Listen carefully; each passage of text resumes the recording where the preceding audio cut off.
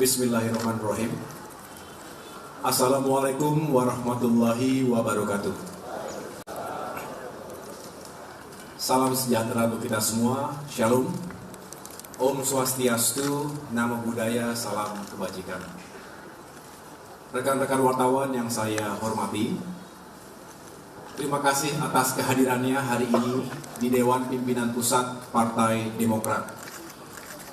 Segenap pengurus DPP Partai Demokrat baru saja melaksanakan rapat pleno awal tahun untuk mengevaluasi program kerja 2022 sekaligus menyusun rencana 1 tahun ke depan. Jadi bisa dikatakan rapat pleno tadi merupakan kick-off tahun 2023.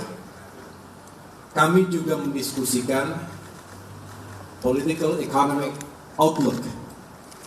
Artinya kita membahas landscape ekonomi dan juga politik di tahun 2023, termasuk berbagai dampak, tantangan dan peluang bagi Indonesia.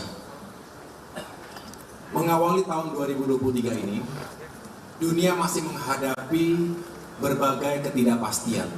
Perang Rusia-Ukraina juga tak kunjung usai. Belum lagi gejolak dan juga ketegangan geopolitik yang terjadi di berbagai kawasan di dunia. Akibatnya, dunia dihantui oleh krisis multidimensional. Bisa dikatakan hari ini kita sangat terganggu terkait dengan perdagangan internasional, potensi krisis energi, krisis pangan, dan juga potensi resesi ekonomi global. Ini terus membebani masyarakat dunia, termasuk tentunya rakyat Indonesia. Saat ini inflasi di tanah air juga telah mencapai titik tertinggi dalam 9 tahun terakhir. Akibatnya kita memasuki masa stagflasi. Pertumbuhan yang stagnan dan inflasi yang terus terjadi. Walaupun pertumbuhan ekonomi kita bisa dijaga di angka 5%, tetapi yang menjadi masalah adalah bayang-bayang tingginya inflasi di angka 5,5%. Ini di atas standar kewajaran. Angka inflasi secara nasional yaitu di bawah 3%. Akibatnya kita tahu harga-harga naik, harga BBM naik, harga kebutuhan bahan pokok naik. Dan ini semua tentu semakin menghimpit kehidupan wong cilik, saudara-saudara kita yang terkategori miskin dan hampir miskin. Di sisi lain, utang luar negeri kita juga terus menumpuk. Sedangkan cadangan devisa kita juga terus tergerus, menipis karena harus menahan nilai tukar rupiah yang belakangan ini juga melemah akibat menguatnya dolar Amerika Serikat. Kita juga tahu bahwa gelombang PHK secara massal juga terjadi di sana sini. Ini semua tentunya mengancam masa depan dan nasib para buruh dan pekerja nasional kita. Dalam situasi ini, Partai Demokrat juga mencermati bahwa foreign direct investment atau penanaman modal asing ini juga belum optimal, masih sangat terbatas. Padahal kita membutuhkan investasi untuk pertumbuhan ekonomi nasional, juga pada akhirnya untuk kesejahteraan rakyat. Para investor tentu berharap bahwa ada kepastian hukum dan iklim demokrasi yang sehat bagi mereka memiliki keyakinan, trust untuk bisa menanamkan uangnya di Indonesia. Selain itu, teman-teman sekalian, kami juga mendiskusikan tentunya dinamika politik nasional. Saat ini kita sudah masuk tahun politik. Sejumlah tahapan pemilu sudah kita lewati, dari mulai pendaftaran, verifikasi partai politik, kemudian pengundian dan atau penetapan nomor urut peserta pemilu, hingga kita juga berharap pada akhirnya kita bisa menyusun DCS, DCT, masuk ke masa kampanye nasional, dan seterusnya, termasuk tentunya ada sebuah momentum yaitu pendaftaran dan penetapan pasangan capres dan cawapres. Kami juga melihat dinamika ini juga tentunya telah menghadirkan banyak sekali diskursus publik. Tetapi yang jelas, kita semua berharap bahwa semua tahapan pemilu itu bisa berjalan dengan lancar. Partai Demokrat juga berharap agar KPU dan Bawaslu bisa menjalankan amanah dan tugasnya secara independen, netral, dan mengedepankan azas-azas yang penuh dengan keadilan dan kejujuran. Kita tidak ingin ada keberpihakan terhadap golongan atau kelompok tertentu. Kita tentu ingin segala sesuatunya berlangsung dengan baik dan damai. Serta kalau kita belajar dari pengalaman pemilu 2019 yang lalu, yang telah memakan korban jiwa di pihak penyelenggara pemilu, yakni 894 petugas meninggal dunia, serta 5.175 korban sakit akibat kelelahan dan beban kerja yang berlebihan. Oleh karena itu kali ini kami berharap bisa ditekan seminimal mungkin, bahkan sebisa mungkin zero incident. Partai Demokrat juga mengimbau pada institusi penegak hukum dan juga aparatur negara lainnya, TNI, Polri, BIN, Kejaksaan, dan aparatur sipil negara, ASN, untuk berlaku dan bersikap netral, tidak memihak, dan tidak terlibat dalam politik praktis. Mari kita kawal dan sukseskan pesta demokrasi 5 tahunan ini dengan sebaik-baiknya.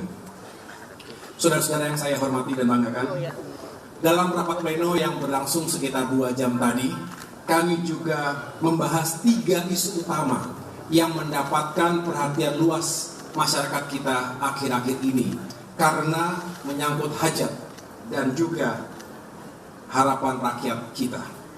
Yang pertama, kontroversi terkait Kitab Undang-Undang Hukum Pidana KUHP.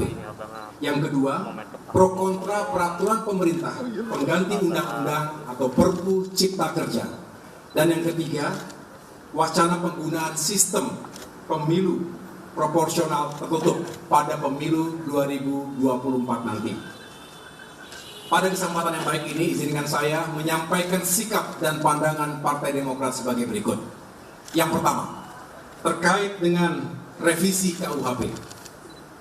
Tujuan dari amandemen KUHP adalah agar kita bisa merumuskan norma hukum pidana yang memiliki akar kuat dari karakter dan budaya bangsa, dari ideologi dan nilai-nilai demokrasi yang cocok dengan masyarakat kita.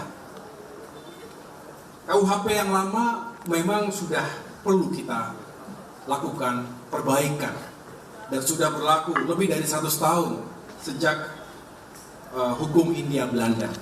Namun demikian, Demokrat memberikan sejumlah catatan kritis pada proses amandemennya, khususnya terkait aturan-aturan yang sifatnya bisa menjadi pasal karet.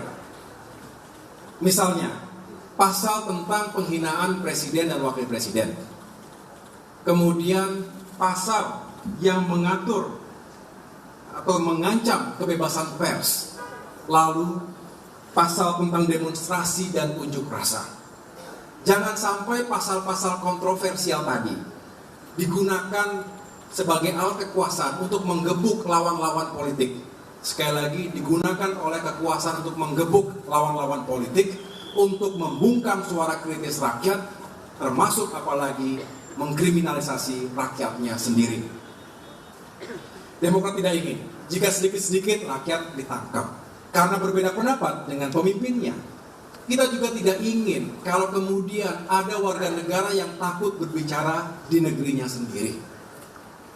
Untuk itu, Partai Demokrat meminta kepada pemerintah, khususnya lembaga pengawas, pengatur, dan penegakan hukum, agar benar-benar bijaksana dan tidak sewenang-wenang dalam menerapkan dan menjalankan aturan pidana ini.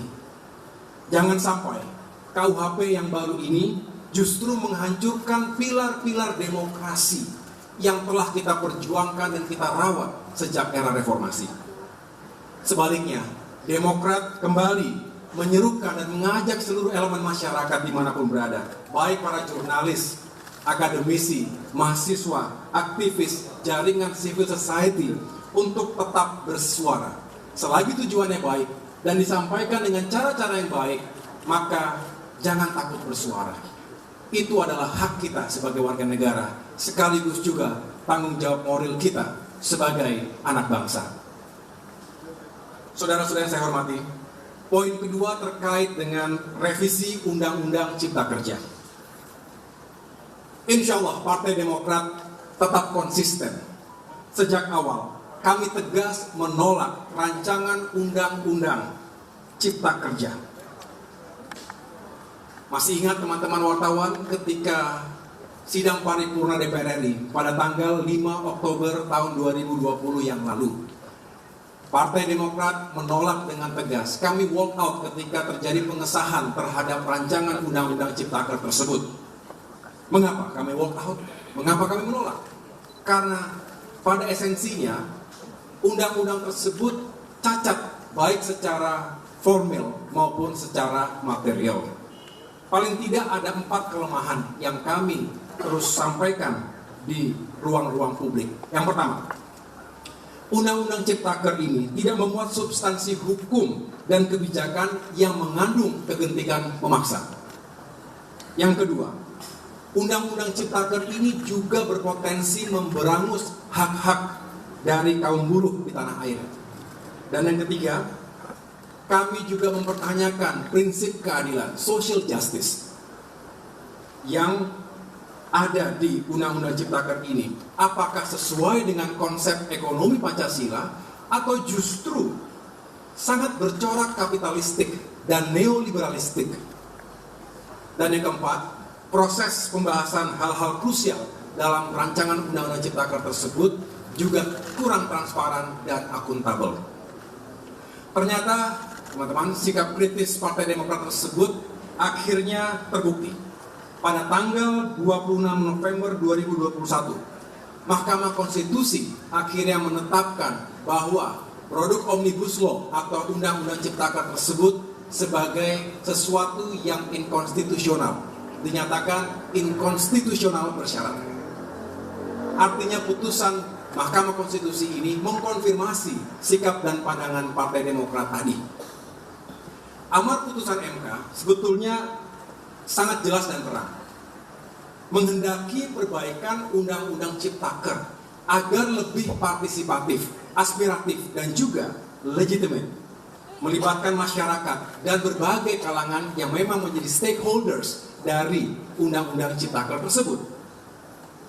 Perbaikan tentunya harus mewadahi aspirasi masyarakat, dan hak-hak kaum buruh juga harus sejalan dengan agenda pembangunan nasional yang berkeadilan dan berkelanjutan.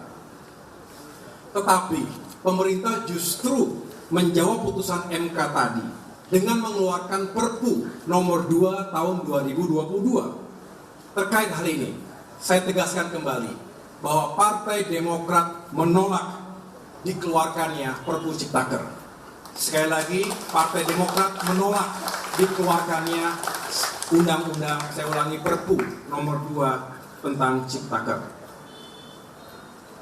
Perpu seharusnya hanya digunakan untuk keadaan genting dan memaksa. Padahal tidak ada situasi hari ini yang rasanya genting dan memaksa. Dan sebetulnya MK memberikan kesempatan, memberikan ruang waktu 2 tahun untuk melakukan perbaikan sebelum Undang-Undang Ciptaker ini dinyatakan batal permanen. Ada ruang, lalu kenapa harus diburu-buru untuk diterbitkan? Wajar jika banyak elemen masyarakat hari ini yang juga tidak setuju, menilai bahwa langkah-langkah penerbitan Perpu ini sebagai upaya pembangkangan dan pengkhianatan terhadap konstitusi. Ada yang berpendapat justru satu-satunya situasi genting saat ini adalah hilangnya semangat berdemokrasi di tanah air. Juga hilangnya etika dan moralitas dalam kehidupan dan sistem ketatanegaraan kita. Ini sebetulnya yang perlu mendapatkan perhatian kita hari ini. Sekarang kita mendengar berbagai kalangan masyarakat, termasuk khususnya kaum buruh, kembali berteriak, kembali menggugat keputusan pemerintah itu. Mereka menggugat materi lama terkait dengan skema upah, outsourcing, TKA, kemudian juga aturan PHK, serta berbagai hal problematis lainnya. Karena itu, Partai Demokrat meminta pemerintah untuk kembali berpikir jernih. Hukum dibentuk untuk melayani kepentingan rakyat, bukan untuk melayani kepentingan segelintir golongan ataupun kelompok. Jangan sampai kepentingan bisnis tertentu mengalahkan kepentingan hajat hidup orang banyak. Mengedepankan keadilan, itulah yang kita harapkan bersama sebagai anak bangsa. Ini juga bisa berdampak pada kondisi ekonomi, sosial, politik masyarakat kita. Juga ada aspek lingkungan yang harus kita selamatkan. Mari kita tempatkan kepentingan rakyat, termasuk para buruh dan pekerja nasional, di atas kepentingan golongan. Saudara-saudara yang saya banggakan, selanjutnya poin ketiga. Kami juga menyoroti upaya mengembalikan sistem pemilu proporsional tertutup dari sistem yang sifatnya proporsional terbuka. Hari Minggu lalu, para pemimpin dari 7 partai politik berkumpul. Kami dengan kesadaran ingin bertemu dan membahas isu ini. Dan kami sepakat bahwa harus kita tolak segala upaya dan wacana untuk mengembalikan sistem pemilu menjadi proporsional tertutup. Partai Demokrat sejak awal menolak dengan tegas. Karena ada 2 hal yang perlu saya jelaskan dalam kesempatan ini. Yang pertama, jangan sampai ada hak rakyat yang dirampas dalam kehidupan demokrasi ini. Jika terjadi atau diberlakukan sistem pemilu proporsional tertutup, maka artinya warga negara, masyarakat kita tidak memiliki hak ataupun tidak bisa memilih wakil-wakil rakyatnya secara langsung. Seolah-olah dipaksa untuk membeli kucing dalam karung. Bukankah ini yang juga sudah kita terus perjuangkan di masa reformasi, agar masyarakat benar-benar bisa menggunakan haknya untuk memilih orang dan wakil rakyat yang dianggap terbaik, bisa membawa aspirasi diri dan kelompoknya. Kita juga berharap bahwa pada akhirnya wakil-wakil rakyat tersebutlah yang bisa menyuarakan aspirasi serta memperjuangkan perubahan dan perbaikan. Sedangkan alasan kedua, secara internal, setiap partai politik, termasuk Partai Demokrat tentunya, punya kepentingan untuk bisa menjaga moral dan semangat dari kader-kadernya yang tengah berjuang untuk mengikuti kontestasi pemilihan anggota legislatif. Jangan sampai mereka yang telah berjibaku, telah berkeringat, telah berupaya untuk bisa membangun kekuatan konstituen, mendekati rakyat dan juga memenangkan suara hati dan pikirannya, kemudian melemah semangatnya karena terjadi perubahan sistem pemilu secara tiba-tiba. Kita ingin seluruh kader Partai Demokrat juga memiliki ruang dan peluang yang adil. Karena kita sekali lagi berharap semua bisa menggunakan haknya, baik untuk memilih dan untuk dipilih. Oleh karena itu, atas 2 alasan tadi, maka Partai Demokrat berharap sistem proporsional terbuka sesuai dengan undang-undang berlaku saat ini masih tetap dapat dipertahankan untuk pemilu 2024 nanti. Saudara-saudara sekalian, permasalahan yang kita hadapi saat ini adalah ujian nyata bagi kita semua untuk untuk memegang teguh komitmen dalam berdemokrasi. Karena itu, saya mengajak sekali lagi kepada teman-teman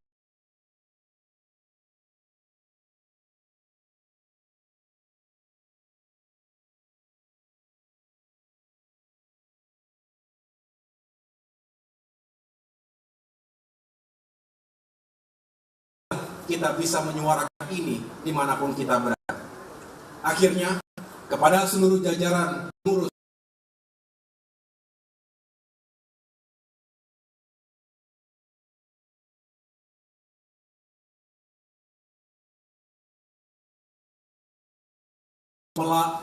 saya ulangi, marilah kita tetap istiqomah dalam menjaga nilai-nilai demokrasi dan keadilan.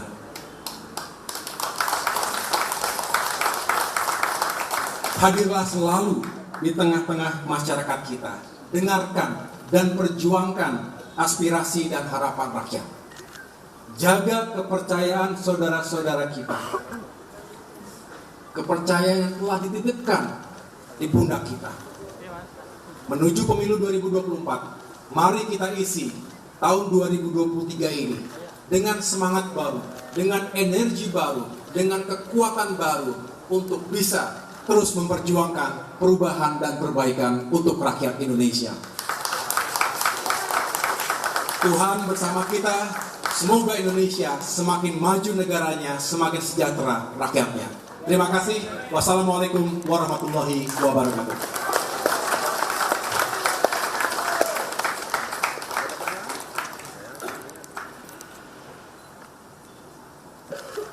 Cukup ya?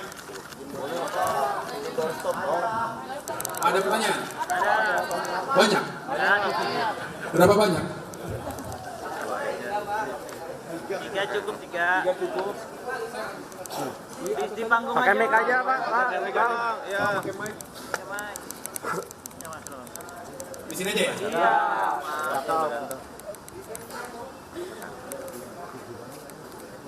Siap. Selamat siang Bang Agus dan teman-teman media yang lain. Cinta Tatang dari Kompas.com mau bertanya Bang. Ini kemarin beberapa hari yang lalu Pak Lukas NMB dibawa ke Jakarta.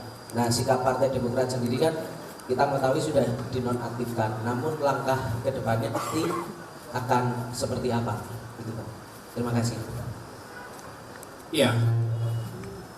Sejak awal kami ingin meyakinkan setiap orang, setiap warga negara memiliki hak untuk mencari keadilan di negerinya sendiri.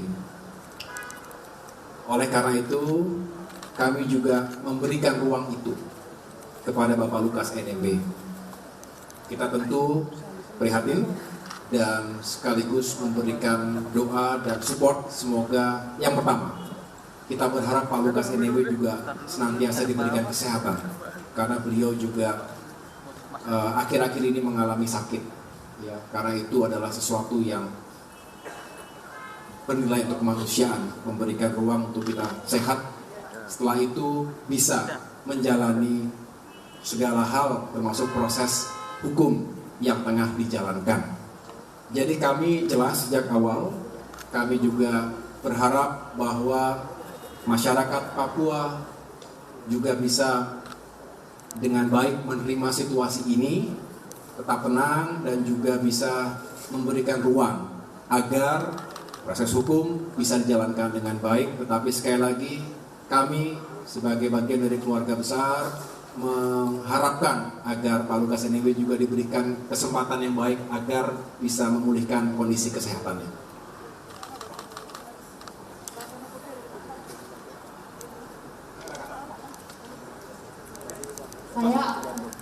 Saya Alma dari Merdeka.com. Izin untuk dari Demokrat sendiri, apakah akan memberikan bantuan hukum ke Pak Lukas NMB? Dan juga ini kan kemarin di Komisi 2 sempat ada rapat dengan Kawal Pemilu Bersih, di mana dia juga memaparkan beberapa sejumlah kecurangan KPU yang memberikan perintah dan instruksi kepada KPU provinsi. Disebutkan juga beberapa institusi seperti Istana dan beberapa kementerian lainnya untuk meloloskan salah satu partai politik sebagai peserta pemilu partai politik di 2024. Tanggapan dari Demokrat sendiri seperti apa melihat kecurangan KPU ini? Dan terakhir, update koalisi kemarin Pak Ahmad Ali sempat menyebutkan kalau di antara partai ini ada persyaratan berpotensi koalisi yang akan dibentuk akan bubar. Jadi Demokrat ini seperti apa pandangannya? Terima kasih. Ya, pertanyaan pertama tadi saya kembali kepada normanya. Sekali lagi kita tidak perlu berspekulasi yang lain-lain. Kita berharap penegakan hukum dan keadilan di negeri ini bisa ditegakkan dengan baik. Artinya tidak tebang pilih, adil buat semua.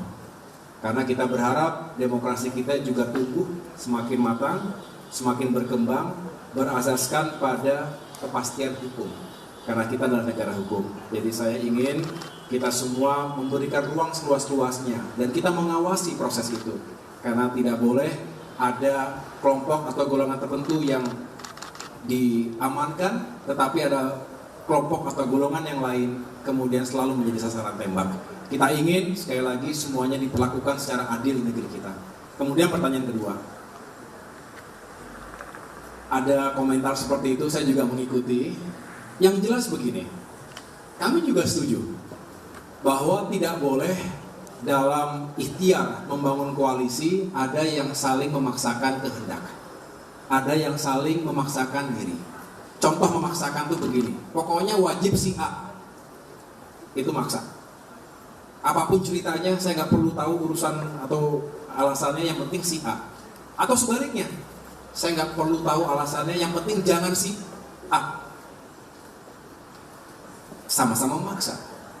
Kami sepakat untuk tidak seperti itu sebenarnya. Jadi kami ingin ketemu pada konsensus. Apa konsensus yang saya maksud tadi adalah kita ingin kalau koalisi ini mendapatkan restu dari Allah Subhanahu wa taala, itu benar-benar bisa menghadirkan kemenangan. Sebuah poros alternatif, sebuah poros perubahan yang bisa membawa aspirasi dan harapan masyarakat Indonesia.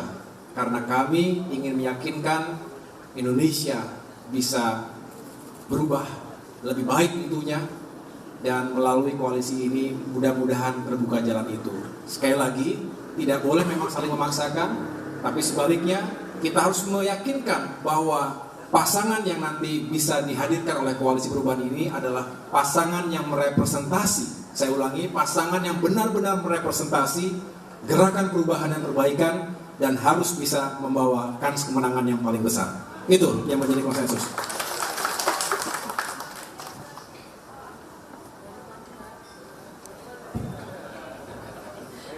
Izin Raiza dari Remol ID. Berarti artinya Demokrat sampai saat ini belum pasti bergabung di koalisi perubahan atau akan ke koalisi yang lain gitu di tempat yang lain. Satu lagi, soal cawapres kan nama Pak AHY kan itu ya udah berkembang mendampingi Pak Anies Baswedan gitu, udah dalam survei juga udah banyak. Tapi kalau seumpamanya dalam koalisi itu ada tokoh lain di luar koalisi, apakah Demokrat rela berkoalisi dengan 3 partai tersebut atau ada opsi lagi? Bagus pertanyaannya. Saya tegaskan di sini, semangat perubahan dan perbaikan itu jauh sudah kami gelorakan sebelum ada wacana apapun terkait dengan koalisi atau pasangan. Jadi kalau tadi pertanyaan apakah akan bergabung kepada koalisi perubahan, justru kami termasuk yang pertama menginisiasi dan menggelorakan semangat perubahan dan perbaikan. Jadi kuat narasi kami di situ, bisa dicek rekam sejarahnya, karena sekali lagi atas apa yang kami amati dan hasil berdialog dengan rakyat, kami meyakini bahwa banyak aspek, banyak hal di sana sini yang bisa dan harus kita lakukan perubahan dan perbaikan.